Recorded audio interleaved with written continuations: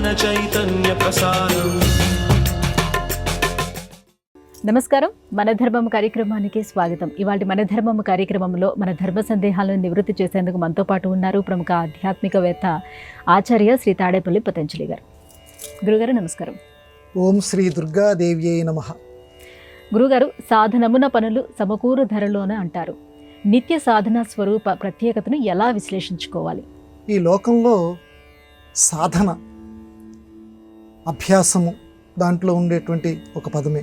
సాధన చేస్తేనే సాధనాత్ సిద్ధ్యతే సర్వం. సాధన చేస్తేనే సర్వము కూడా సిద్ధిస్తుంది అని. ఎట్లాగండి అని అంటే పెద్దవాళ్ళు తమాషాగా ఒక వృత్తాంతం చెప్తారు. పూర్వకాలంలో ఒక అతను పాపం అమాయకుడు ఒక లాంతరు పట్టుకున్నాడు, బాగా చీకటి. ఆ లాంతరు పట్టుకున్న తర్వాత అతను వెళ్ళవలసినటువంటి దూరం ఒక 10 మైళ్ళ దూరం ఉంది. ఈ లాంతరు పట్టుకున్నాడు. లాంతరు పట్టుకుని ఏడవటం మొదలుపెట్టాడు. ఒక ఆయన, ఎందుకురా నువ్వు ఏడుస్తున్నావు అంటే, నేను 10 మైళ్ళ దూరం వెళ్ళాలి, ఇక్కడ ఈ లాంతరు యొక్క ఈ వెలుగు కేవలం 10 గజాలు మాత్రమే ప్రసరిస్తుంది, నేను వెళ్ళవలసింది 10 మైళ్ళ దూరం ఉంది, కాబట్టి ఇంత దూరానికి ఈ 10 గజాలు ఏం సరిపోతుంది అని అంటే, అతన్ని చూసి నవ్వుతూ ఏం చెప్పాడంటే, ఒరే నువ్వు ఇక్కడే నిలబడి నేను 10 మైళ్ళ దూరానికి లాంతరు వస్తుందా రాదా అంటున్నావు, నువ్వు ఒక అడుగులు వేసావనుకో నీతో పాటు ఈ ప్రకాశం కూడా కదిలిపోతూ ఉంటుంది. ఇదే లాంతరులో ఉన్నటువంటి ప్రకాశం ఈ 10 మైళ్ళ దూరాన్ని నిన్ను అనుగమింపచేస్తుంది. చక్కగా నీ గమ్యస్థానాన్ని నువ్వు అందుకోగలవు, ప్రయత్నం మొదలుపెట్టు అన్నాడు. అంతేకాని అతను నడిచినప్పుడల్లా లాంతరు అతను వెంబడే వస్తూ ఉంటుంది. ఆ రకంగానే సాధన చేసిన కొద్దీ మొట్టమొదటి మనకి చాలా అయోమయంగా అనిపిస్తుంది. అమ్మమ్మో, అంతంత మహానుభావులు చేసినటువంటి తపస్సు, ఆ భక్తి నేను చేయగలనా, నా వల్ల అవుతుందా అంటే, యోజనానాం సహస్రేణ అని ఒక సుభాషితం ఉంది. చీమ కదలటం మొదలు పెడితే సహస్ర యోజనాలు అంటే, యోజనం అంటే ఒక లెక్క ప్రకారం 8 మైళ్ళు, అన్ని మైళ్ళు అది వెళ్ళటం ప్రారంభించేస్తుంది. కానీ నా పదమేకం గచ్చతి, పక్షి ఉన్న చూడండి, గరుత్మంతుడైనా సరే కదలకుండా గనక ఉన్నాడు అని అంటే ఉన్న చోటే ఉండిపోతాడు. కాబట్టి సాధన చెయ్యాలి. అది రామకృష్ణ పరమహంస కూడా మనకి బోధించారు. కాబట్టి సాధన సాధన సాధన, రోజుకొక సమయం పెట్టుకోండి, మీకు ఇష్టం వచ్చిన సమయం పెట్టుకోండి. ఇది భగవద్ ఆరాధనకి మాత్రమే నేను పెట్టుకున్నానని ఆ సమయంలో తప్పనిసరిగా ఆ నామస్మరణ చేస్తూ ఉండండి. నేను ఇది సాధించాలి, నేను ఇది సాధించాలి, స్వామిని ఒక్క నిమిషమైనా నాలో నేను సందర్శించగలగాలి, ఈ సర్వలోకాన్ని నేను మర్చిపోగలగాలి. ప్రయత్నం మొదలుపెట్టండి, తప్పనిసరిగా సిద్ధి లభిస్తుంది. సాధనాత్ సాధ్యతే సర్వం. గురుగారు, శ్రీరాముడు రావణుణ్ణి వధించిన తర్వాత రామేశ్వరం వచ్చి తన ధనస్సుతో తాను నిర్మించినటువంటి సేతువును కూల్చేశాడని అంటారు. ఇందులో నిజానిజాలని ఎలా అర్థం చేసుకోవాలి? ఇది పుస్తకాల్లో మనకెక్కడ ప్రముఖమైనటువంటి వాల్మీకి రామాయణంలో మనకి కనిపించదు, కానీ స్థల పురాణంలో ఇది బాగా ప్రచారం పొందినటువంటి కథ. శ్రీరామచంద్రమూర్తి మొత్తం యుద్ధం పూర్తయిన తర్వాత, రావణాసురుణ్ణి జయించిన తర్వాత ఏదైతే ఒక సేతువు కట్టారో, ఆ లంక వరకు సేతువు కట్టారో, ఆ లంకని కట్టినటువంటి ఆ సేతువుని తన యొక్క ధనస్సు యొక్క మూలతోటి విభీషణుడు చెప్పేట, స్వామి ఇక ఈ సేతువుని ఉంచకండి అని చెప్పి. అందువల్ల తన ధనస్సు యొక్క మూలతోటి ఒక్కసారి ఇలా అన్నారట. ఇలా అంటే మొత్తం ఆ రామసేతు ఏదైతే ఉన్నదో అదంతా కూడా సముద్రంలో కలిసిపోయిందట. దానినే మనం ఈనాడు ప్రత్యక్ష సాక్ష్యంగా పెద్దవాళ్ళు మనకు చెప్తారు, అదే ధనుష్కోటి. రామేశ్వరం దగ్గర ఈనాటికి కూడా మనం సందర్శన చేయవచ్చు. శ్రీరాముడు సేతువుని మొత్తాన్ని కూడా భగ్నం చేసినటువంటి చోటు ధనుస్సు కోటి. ఆ ధనస్సు యొక్క చివరి చేత ఆ సేతువుని నాశనం చేసిన ప్రదేశం.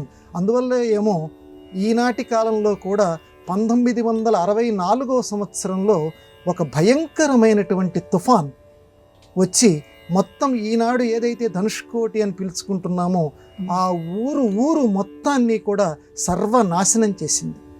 ఊళ్ళో ఒక్క అవశేషం ఏది మిగలకుండా మనకి మొత్తం ఆ సముద్రం కూడా ఉప్పొంగిపోయి అంతా సర్వనాశనం చేసింది.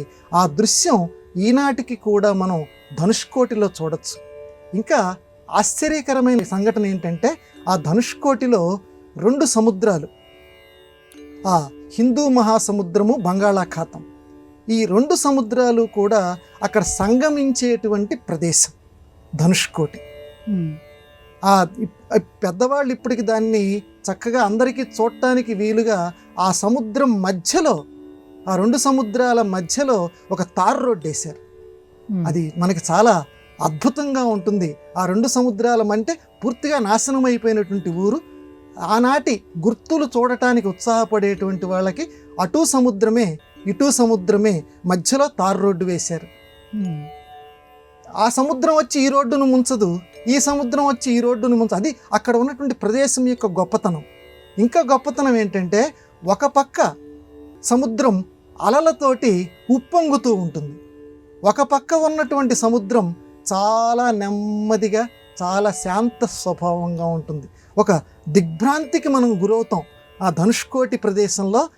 ఒక పక్కేమో అలలతోటి సముద్రం పైకి ఎగిసిపడుతూ ఉంటుంది, యువతల పక్కదేమో చాలా నెమ్మదిగా ఉంటుంది. ఇట్లాంటి చాలా విచిత్రమైనటువంటి దృశ్యాలు మనకి ఈనాటికి కూడా కనపడేటువంటి ప్రదేశం మన రామేశ్వరం దగ్గర ఉన్నటువంటి ధనుష్కోటి. అక్కడికి 16 మైళ్ళు శ్రీలంక. ఇప్పటికీ మనం చూడొచ్చు. అక్కడి ఆ సముద్రాల దగ్గర మనం నిలబడితే అదిగో దూరంగా ఉన్నటువంటి శ్రీలంక ప్రదేశం కూడా మనకి కనపడుతూ ఉంటుంది. అంటే మన భారతదేశానికి చిట్ట చివరి యొక్క ఊరు కింద చెప్తారు ఆ ధనుష్కోటి. కాబట్టి ఇది మొత్తం ఎందుకని వచ్చిందంటే, మళ్ళీ మొట్టమొదటికి వస్తాను, శ్రీరామచంద్రమూర్తి తన ధనస్సు యొక్క చివరి భాగంతో ఆ సేతువుని నాశనం చేసినటువంటి, సముద్రంలో కలిపినటువంటి ప్రదేశం ధనుష్కోటి. అటువంటి ఆ శ్రీరామచంద్రుడు మనలో ఉన్నటువంటి దుష్ట భావాలని కూడా నాశనం చేసి ఆ పరమాత్మ మనందరికీ కూడా చక్కటి సాయుధ్యాన్ని అనుగ్రహించుగాక. గురుగారు, అలాగే రావణుని వధ తర్వాత శ్రీరాముడు రామేశ్వరంలో శివాభిషేకం కోసం సముద్రుడి సహాయంతో 22 తీర్థాలని ఆవిష్కరించాడు అని అంటారు. ఆ 22 తీర్థాల యొక్క ప్రత్యేకత ఏమిటి? అంతా శ్రీరామస్మరణ చేస్తున్నాం మనం. రామేశ్వరం జ్యోతిర్లింగం. సాధారణంగా లోకంలో జ్యోతిర్లింగ సందర్శనం చేయాలనుకున్నటువంటి వాళ్ళు రామేశ్వరంలో జ్యోతిర్లింగ సందర్శన చేస్తారు. దానికంటే ముందు ప్రతి వాళ్ళు కూడా బావులు ఉంటాయమ్మా. ఇందాక మీరు తీర్థాలు అన్నారే, ఆ తీర్థాలకి ఇంకొక పేరు ఏంటంటే బావులు. మన తెలుగు భాషలో చెప్పుకోవాలంటే 22 బావులు ఉన్నాయి. శ్రీరామచంద్రమూర్తి ఎక్కడా చెయ్యనటువంటి ఒక గొప్ప విశేషాన్ని రామేశ్వరంలో చేశారు. ఒకటి, ఆయన స్వయంగా శివలింగ ప్రతిష్టాపన చేసి శివుణ్ణి పూజ చేశారు, అదొకటి. రెండోది, ఆయన చేసినటువంటి మహత్కార్యం రామేశ్వరంలో ఏంటంటే 22 చోట్ల బాణప్రయోగం చేశారట. అలనాడు కనుక భీష్మాచార్యుల వారు నాకు దాహమేస్తోంది అని అర్జునుడిని అడిగితే, అర్జునుడు భూమి లోపలికి బాణం వేసి గంగని పైకి తెప్పించి పవిత్రమైనటువంటి గంగాజలంతో భీష్మాచార్యుల వారి యొక్క దప్పిక తీర్చినట్లుగా శ్రీరామచంద్రమూర్తి కూడా 22 చోట్ల రామేశ్వరంలో బాణం వేశారు. ఆయన వేసినటువంటి ఆ 22 ప్రదేశాల్లో నుంచి నీరు పైకి ఉబికింది. ఆ నీటినే తీర్థాలంటారు, మన పరిభాషలో తెలుగు భాషలో బావులు అంటారు. ఇప్పటికీ కూడా ఎప్పుడూ ఎండిపోయినటువంటి బావులు ఇప్పుడు మనకు సందర్శనమిస్తాయి. రామేశ్వరం వెళ్ళినటువంటి వాళ్ళందరూ కూడా ఆ 22 బావుల యొక్క స్నానం తప్పనిసరిగా చేస్తారు. చేసిన తర్వాత జ్యోతిర్లింగ సందర్శనం చేస్తారు. కొంతమందికి అక్కడ విచిత్రం ఏంటంటే, ఆ 22 బావుల నీరు అనుభవించగలిగిన జనం చాలా విపరీతంగా ఉంటారు. మనం మాటలు చెప్పడం వేరు, అక్కడికి వెళ్ళిన తర్వాత వచ్చేటువంటి అనుభవాలు వేరే ఉంటాయి. అంటే నేను అనుభవించే నేను చెప్తున్నాను. అక్కడికి వెళుతూ ఉంటే ఆ ఒక్కొక్క బావి పేర్లు కూడా రాసి ఉంటాయి. ఈ బావి నుంచి ఆ బావి, ఆ బావి నుంచి ఆ బావికి వెళ్తుంటే అక్కడ బావిలో నుంచి నీళ్లు తోడి మన నెత్తి మీద పోస్తూ ఉంటారు. పోస్తున్నప్పుడు మన పెదవులకి ఆ నీటి యొక్క రుచి తగులుతూ ఉంటుంది. భక్తులకి చెబుతూ ఉంటారు, మీరు ఒక్కొక్క బావిలో ఉన్నటువంటి నీటి యొక్క రుచిని అనుభవించండి, అది ఎలా ఉందో చూడండి అని. కొన్ని బావుల్లో ఉన్నటువంటి రుచి నాకు స్వయంగా ఉప్పగా తోచింది, కొన్నిట్లో పుల్లగా ఉంటుంది, కొన్నిట్లో తియ్యగా ఉంటుంది. అది అనుభవించగలిగినటువంటి వాళ్ళకి తెలుస్తుంది. మరి ఉన్నది ఒకటే బావుల యొక్క స్వరూపం కదా. ఆ నీటి రుచి ఎందుకనంటే లోకంలో ఎన్ని రకాల మనస్తత్వాలు ఉన్నాయో ఆ మనస్తత్వాలకి ప్రతీక లోకం అంటే ఇది అని చెప్పటానికి ఆ బావుల్లో ఉన్నటువంటి నీరు యొక్క రుచి కూడా ఆ విధంగా ఉన్నదని చెప్తారు. అది అనుభవైక వేద్యం. మొత్తానికి అగ్నితీర్థం అంటారు మొట్టమొదటిది. ఆ బావి అక్కడి నుంచి మొదలుపెట్టి ఆ 22 బావుల్లోనూ స్నానం చేసి ఆ రామేశ్వర జ్యోతిర్లింగ సందర్శన చేసి అందరూ పునీతులగుదురు గాక. గురుగారు, చోళుల కాలంలో తంజావూరులో నిర్మించినటువంటి బృహదీశ్వర ఆలయం, ఆ ఆలయ నిర్మాణ శైలియే చాలా అద్భుతం అని చెప్తారు. ఇందుకు కారణాలేంటి? బృహత్ ఈశ్వర ఆలయం. బృహత్ అంటే బాగా పెద్దది, బాగా పెద్దగా ఉన్నటువంటి ఈశ్వరుడు ఉన్నటువంటి గుడి బృహదీశ్వరాలయం. అది జలధరింపు వస్తుంది ఆ స్వామివారి యొక్క ఆ లింగమూర్తిని మనం చూస్తూ ఉంటే. 13 అడుగులమ్మ, 1 కాదు 2 కాదు. ఆ ఎత్తే 13 అడుగుల లింగాకారంలో స్వామి అక్కడ బృహత్ ఈశ్వరాలయంలో మనకి కనపడతాడు. ఇంకో విశేషం ఏంటంటే స్వామివారికి ఎప్పుడూ ఎదురుకుండా ఉండేవాడు, స్వామివారిని నిరంతరం సేవిస్తూ ఆనందించేవాడు. అందుకే ఆయన నంది అన్నారు. నంది అంటే నందము చెందువాడు, ఆనందించేవాడిని నంది అంటారు. ఆయనకి ఆనందం ఏమిటి? ఎప్పుడూ స్వామివారిని సందర్శిస్తూ ఉండాలట. ఆ లింగాకృతిలో ఉన్న స్వామివారిని సందర్శిస్తూ ఉంటే ఆయన ఆనందం పొందుతూ ఉంటాడు. అందుకే ఆయన నంది. అందుకే నందికి శివలింగానికి మధ్యలో ఎవరూ అడ్డు నిలబడకూడదు. నిలబడితే ఆ నంది కొమ్ములు పెట్టి పొడి చేస్తాడు, అంటే మీ జీవితంలో అపకారం వస్తుంది. అందువల్ల ఎట్టి పరిస్థితుల్లోనూ పక్క నుంచి శివలింగ సందర్శన చేయండి, కానీ మధ్యలో నిలబడకండి. నందికి శివుడికి మధ్య అని పెద్దవాళ్ళు మనకు చెప్తూ ఉంటారు. అందువల్ల అటువంటి నంది శివలింగం ఎంత ఎత్తు ఉందో 13 అడుగులని ఇందాక నేను చెప్పానే, నంది యొక్క ఎత్తు కూడా 13 అడుగులు. అంత గొప్పగా ఆ నిర్మాణ కౌశలం. ఆ చోళులు 10వ శతాబ్దంలో 7 సంవత్సరాలు పట్టిందటమ్మ. అక్కడ శాసనాలు ఉన్నాయి, చూశాను నేను. 7 సంవత్సరాలు పట్టింది ఆ గుడి నిర్మించటానికి. ఇంకొక విశేషం ఏంటంటే అక్కడ ఉన్నటువంటి గోపురం, స్వామివారి యొక్క ఆ 13 అడుగుల లింగానికి పైన ఉన్నటువంటి గోపురం, ఆలయానికి పైన ఉన్నటువంటి ఆ గోపురం ఉన్నదే, అది చాలా విశిష్టమైనటువంటి గోపురం. ప్రపంచంలో ఏ గుడిలోనూ లేనటువంటి ఒక వింత బృహదీశ్వరాలయంలో మనం ఈ రోజుకి కూడా చూడగలం. మధ్యాహ్నం పూట ఆ గోపురము యొక్క నీడ భూమి మీద పడదు. అది బృహదీశ్వరాలయంలో ఉన్నటువంటి గొప్పదైనటువంటి వింత. సరే, సైన్స్ పరిభాషలో, ఈనాటి విజ్ఞాన శాస్త్ర పరిభాషలో దానికి వాళ్ళు వేరే వేరే కారణాలు చెబుతున్నారు, కానీ అది ఈనాటికి ఎవరూ ఛేదించలేనటువంటి ఒక ప్రశ్న. నీడ మాత్రం నేల మీద పడదు. అది గొప్ప విశేషం. ఇంకొక చిన్న విషయం కూడా మనం చెప్పుకోవాలి. ఆ బృహదీశ్వరాలయానికి 100 కిలోమీటర్ల దూరంలో ఈనాడు కూడా మనం చూడొచ్చు గ్రానైట్ క్వారీలు అంటారు, రాయి, వాటికి సంబంధించినటువంటివి ఎక్కడా లేవమ్మా. కానీ కొన్ని వందల గ్రానైట్లను తీసుకొచ్చి వాటితోటి ఆ ఆలయ నిర్మాణం చేశారు. అది ఎలా చేశారు? అంత బరువు ఉన్నటువంటి గ్రానైట్లు ఈనాటి ఇంజనీరింగ్ పరిభాషలో అయితే పైకెక్కించడం సులభమే, కానీ ఆనాడు ఎలా ఎక్కించగలిగారు? అది ఈనాటికి కూడా ఎవరూ ఛేదించలేనటువంటి ప్రశ్న. ఇలా తవ్వుకుంటూ పోతే మన సంప్రదాయంలో ఆ ఈశ్వరుడి యొక్క శక్తిని తెలియచేసేటువంటి, ఆ ఈశ్వరుడు మానవుల చేత తనని తాను ఆవిష్కరింప చేసుకున్నటువంటి మహామహిమాన్వితమైన సంఘటనలు ఎన్నో కనపడుతుంటాయి. అందులో బృహదీశ్వరాలయం ఒకటి. అక్కడ వారాహి అమ్మవారి యొక్క దేవాలయం కూడా ఉంది. స్వామివారి పక్కన పార్వతీదేవి ఆలయం కూడా ఉంది. అవి కూడా సందర్శన చేసుకోదగినవి. బృహదీశ్వరునికి మన విజయధ్వానాలు పలుకుదాం. గురువుగారు, శివాలయంలో శివునికి నివేదించి పంచినటువంటి ప్రసాదాన్ని అక్కడే స్వీకరించాలి కానీ ఇంటికి తీసుకురాకూడదని అంటారు. ఎందుకని? శివలింగం ఆసాద్య ప్రసాదం న స్వీకృత్య. శివలింగానికి దగ్గరగా, శివలింగానికి ఆనిస్తూ ఏదైతే ప్రసాదం పెడతారో, నైవేద్యం పెడతారో, ఆ నైవేద్యాన్ని ఎట్టి పరిస్థితుల్లోనూ ఇంటికి తీసుకొని రాకూడదు. ఇది మన ధర్మశాస్త్రం విధించినటువంటి నియమం. మళ్ళీ ఇక్కడ నేను మళ్ళీ నొక్కి చెప్తున్నాను, ఆనించి శివలింగానికి తాకించి దగ్గరగా పెట్టిన నైవేద్యాన్ని తీసుకురాకూడదు. శివలింగానికి దూరంగా పెట్టినటువంటి నైవేద్యాన్ని చండీశ్వరుడికి నమస్కారం చేసి ఇంటికి తెచ్చుకోవచ్చు. దగ్గరగా ఆనుకొని ఉంటుంది చూడండి, ఆ నైవేద్యాన్ని మాత్రం, శివలింగం పైన పెట్టినటువంటి నైవేద్యాన్ని మాత్రం తెచ్చుకోకూడదు. ఎందుకు తెచ్చుకోకూడదు? మళ్ళీ మనకు ప్రశ్న. ఎందుకనంటే నైవేద్యాల మీద, తనకు పెట్టేటువంటి ప్రసాదాల మీద చండీశ్వరుడు అనేటువంటి తన భక్తుడికి శివుడు అధికారం ఇచ్చాడట. నాకు పెట్టినటువంటి ప్రసాదాలన్నీ కూడా చండీశ్వరుడికి మాత్రమే చెందుతాయి. ఆయన అనుమతితోటే మిగతా వాళ్ళు ఎవరైనా దాన్ని స్వీకరించవచ్చు. కానీ ఆయన అనుమతి అంటే మనకి ప్రత్యక్షంగా ఆయన ఇవ్వడు కాబట్టి ఎవరు కూడా ప్రసాదం తీసుకెళ్ళటానికి వీల్లేదు. తీసుకువెళితేనండి అపకారాలు వస్తాయి. జీవితంలో వాళ్ళు ఊహించలేనటువంటి అపకృతుల్ని, చాలా ఏదైతే కీడులు ఉంటాయో వాటిని ఎదుర్కోవాల్సి వస్తుంది. అలాగే చండీశ్వరుడు ఎక్కడుంటాడండి? మేము శివాలయానికి వెళ్తుంటాం, మాకెక్కడ ఇదిగో ఈయన చండీశ్వరుడు అని ఎక్కడ కింద శీర్షికలతో ఎక్కడ రాయటం లేదు అని అంటే వాస్తుశాస్త్రం చెప్తోంది.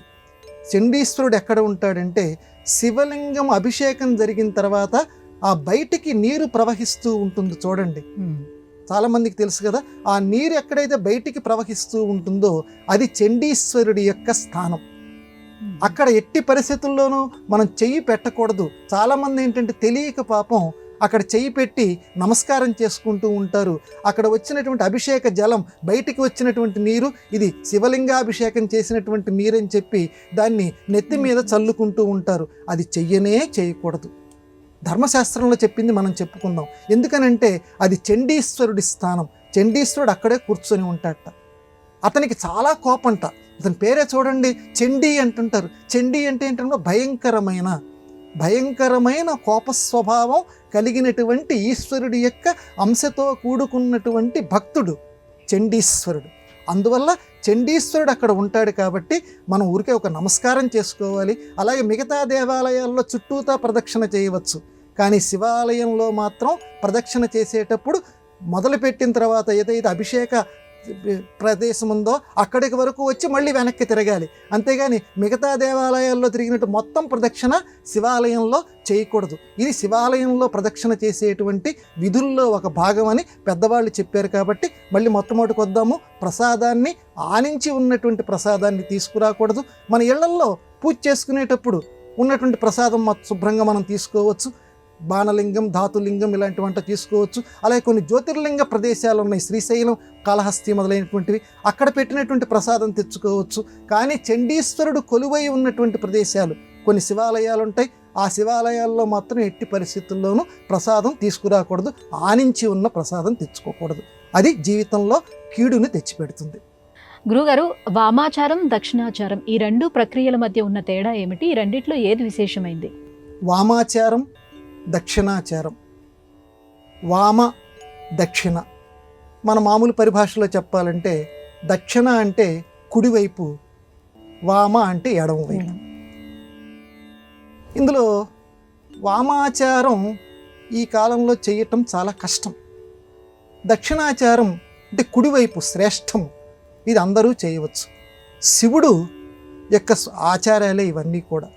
శివుడికి వామ ఎడమ పక్కన ఉంటుంది, అర్ధనారీశ్వర స్వరూపం కదా అమ్మవారు.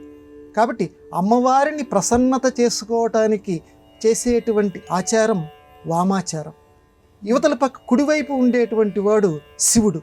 ఆయన శివం కరోతి. శివం అంటే శుభం, శుభాన్ని అనుగ్రహించేటువంటి వాడు కాబట్టి దక్షిణాచారం అంటారు. అంటే దక్షిణం వైపు ఉన్నటువంటి, కుడివైపున ఉన్నటువంటి శివుడికి చేసేటువంటి పూజ ఏదైతే ఉన్నదో, ఆ ఆరాధన ఏదైతే ఉన్నదో అది దక్షిణాచారం. ఈ రెండిట్లో ఏది శ్రేష్టతమం అంటే రెండూ గొప్పవే. కానీ రెండింటిలోనూ అందరూ ఈరోజు చేయవలసినటువంటి పని దక్షిణాచారం చేయవాలి. అది చేస్తే సర్వులకి కూడా శుభం. వామాచారంలోకి వచ్చేసరికి మాత్రం అది తాంత్రిక పద్ధతి అంటారు. కుముద చింతామణి ఇలాంటి తాంత్రిక గ్రంథాలు కొన్ని ఉన్నాయి. ఆ తాంత్రిక గ్రంథాల్లో వామాచార పరాయణులు ఎలాంటి పూజ చెయ్యాలి వాళ్ళకి వస్తుంది. వాళ్ళు చక్కగా ఆ రకమైన పద్ధతిలో కొలిస్తే అమ్మవారు ఆ రకంగా వాళ్ళని అనుగ్రహిస్తారట. ఆ గ్రంథాల్లో, ఆ తంత్ర గ్రంథాల్లో రాసి ఉంది కాబట్టి దాన్ని అనుసరించే వాళ్ళు ఉన్నారు. కానీ ఎందుకంటే అమ్మవారి యొక్క లలితా సహస్రనామాల్లో కూడా అమ్మవారు వామాచార పరాయణాన్ని కూడా ఉన్నది కాబట్టి వామాచారం కూడా చేస్తూ ఉంటారు. కానీ చాలా కత్తి మీద నడక లాంటిది వామాచారం. అంటే అడుగు గట్టిగా పడిందా, కత్తి మీద అంచు అడుగు గట్టిగా పడితే కస్సం తెగిపోతుంది. అలానే నడక చేయకుండా ఉండాలా, నడవాలి అంటే ఎంత జాగ్రత్తగా నడవాలి, చాలా నెమ్మదిగా నడవాలి, లేకపోతే కాలు దెబ్బతింటుంది. ఆ రకంగానే ఈ వామాచారంలో పంచమకారాలు ఏదైతే ఉన్నాయో మద్యము, మాంసము, మత్స్యము, ముద్ర, మైథునము, అంటే ఈ రకంగా మనం చాలా కష్ట సాధ్యమైనటువంటివి అమ్మవారి యొక్క ఆరాధన అర్ధరాత్రి పూట, అమావాస్య పూట చేస్తూ ఉంటారు. ఈ రకంగా తాంత్రిక పద్ధతిలో ఉన్నది, అది అందరూ చేయలేరు. అందులో ఈ కలియుగంలో వాటిని నిషేధించారు. కాబట్టి అందరికీ చెప్పింది ఏంటంటే, నేను అలాగే చేయగలనుందండి నాకు వామాచారము అని అంటే ఒక చిన్న పని చెయ్యి, సమయాచారం అని చెప్పి రెండిట్లో మధ్యలో ఒక మధ్య మార్గం కింద పెట్టారు. వామాచారానికి దక్షిణాచారానికి మధ్యలో సమయాచారం అని చెప్పి శ్రీ విద్యా సంప్రదాయంలో. సమయాచారం అని అంటే ఏం లేదమ్మా, ఒక శుద్ధోదకంలో అల్లం ముక్క వేసాం అనుకోండి, అది మాంసంతో సమానం. అంటే శుభ్రమైనటువంటి నీటిలో అల్లం ముక్క గనక వేస్తే అది మాంసం కింద సమానం. ఆ రకంగా వామాచార పద్ధతి అనుసరించేవాళ్ళు కొంతమంది, దక్షిణాచారం పాటిస్తూ మళ్ళీ వామాచారం పద్ధతి చేసేవాళ్ళు కూడా కొంతమంది ఉన్నారు. అసలు ఎందుకు ఇవన్నీ కూడా చక్కగా ఈ రెండింటిలో శుభ్రమైనటువంటిది దక్షిణాచారం, అది మనందరినీ కూడా అనుగ్రహిస్తుంది. అందరూ దానిని అనుసరించెదరు కాక. గురుగారు, దైవానికి అభిషేకించే సందర్భంలో కాచి చల్లార్చినటువంటి పాలను వినియోగించవచ్చా? ముఖ్యంగా శివాభిషేకం, అలాగే శివునికి ఏదైతే నివేదన అర్పిస్తామో వాటి విషయంలో పాటించవలసినటువంటి నియమాలేంటి? శివుడు దగ్గర మనం కోరుకునేది, అసలు శివ పూజ మనం చేసేది, ఆ శివలింగానికి అభిషేకం చేసేది దేనికోసం? ఒకే ఒక్క జవాబు మనం చెప్తాం, మన జీవితంలో చల్లదనం కోసం.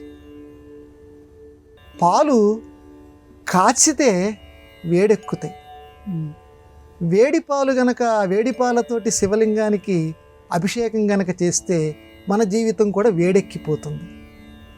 ఈనాటి ఎండాకాలంలో గనక వేడిని తట్టుకోలేక గిజగిజ మనం ఆడుతుంటామే, మన జీవితంలో కూడా వేడి లాంటి కష్టాలు గనక వస్తే తట్టుకోలేం కదా. అందువల్ల పెద్దలు ధర్మశాస్త్రాల్లో ఏం చెప్పారంటే, అభిషేకం చెయ్యి, నమక చమకాలు చదువుతూ అభిషేకం చెయ్యి, కానీ ఎట్టి పరిస్థితుల్లోనూ కూడా కాచి చల్లార్చినటువంటి పాలతోటి మాత్రం అభిషేకం చెయ్యకు. కాచిన పాలతోటి అభిషేకం చేయకూడదు. ఏవైతే పచ్చి పాలు ఉన్నాయో అందులో ఆవు పాలు శ్రేష్టాతి శ్రేష్టం శివలింగానికి అభిషేకం చేయటానికి. కాబట్టి ఆవు పాలతోటి ఏమాత్రం కాచకుండా చక్కగా దాంతో అభిషేకం చెయ్యండి. ఎట్టి పరిస్థితుల్లోనూ పాలని కాచవద్దు అని మన ధర్మశాస్త్రం చెప్తోంది. అయితే నైవేద్యాలు ఉంటాయి. నైవేద్యం పెట్టినప్పుడు మాత్రం కాచి చల్లార్చినటువంటి పాలు ఏదైతే ఉన్నాయో ఆ పాలతోటి నైవేద్యం పెట్టుకో, అందుకు అభ్యంతరం ఏమీ లేదు. కానీ అభిషేకం చేయడానికి వచ్చే విషయంలో మాత్రం ఎట్టి పరిస్థితుల్లోనూ పాలని కాచకూడదు.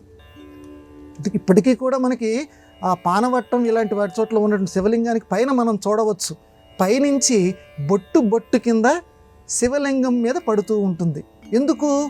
శివుడు ఎప్పుడూ కూడా వేడి స్వభావం కలిగినటువంటి వాడు, ధారాపాతం. కాబట్టి ఆ ఉష్ణ స్వభావం, వేడి వేడి వేడి వేడి ఆయన్ని చల్లారిసి, ఎందుకంటే మనిషి వేడెక్కిపోయి ఉన్నప్పుడు మామూలు మన లోకంలోనే చూద్దాం, బాగా ఊహలతోటి ఆలోచనలతోటి విపరీతంగా తల వేడెక్కిపోయింది అంటుంటాం చూడండి. అలాంటి వాడిని ఏదైనా మిగతా ప్రశ్నలు అడిగామనుకోండి, కొంచెం ఏదోలే ఉన్నాలే, కొంచెం మాటలో కూడా స్వరంలో కూడా తేడా వచ్చేస్తుంది.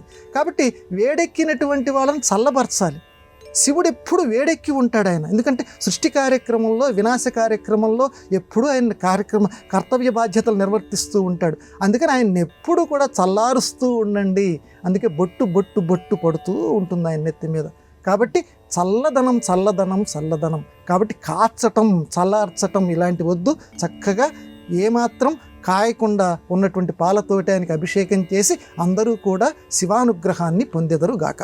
గురుగారు, ఇవాళ మన ధర్మం కార్యక్రమంలో మాకు వచ్చినటువంటి ఈ ధర్మ సందేహాలన్నీ కూడా నివృత్తి చేసినందుకు ధన్యవాదాలండి. నమస్కారం అమ్మా. ఇది ఇవాళ మన ధర్మం కార్యక్రమం. రేపు మన ధర్మం కార్యక్రమంలో మళ్ళీ కలుసుకుందాం. నమస్కారం. ఈ కార్యక్రమాన్ని తిరిగి చూడాలనుకుంటే www.youtube.com/@ETV Life Spiritual లో చూడవచ్చు.